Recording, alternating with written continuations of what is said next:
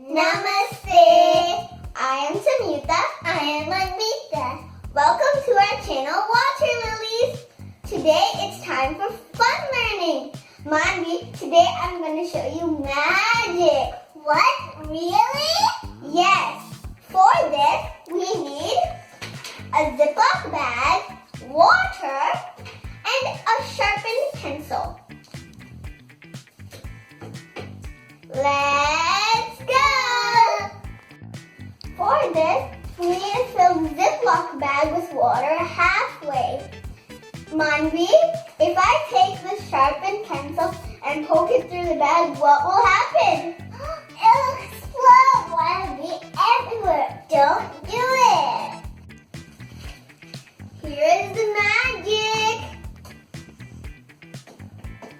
See this? Can I try? Yes. Look, there's no leaks. Your turn, Manvi. Great job. No leaks at all, see? Now let me explain this.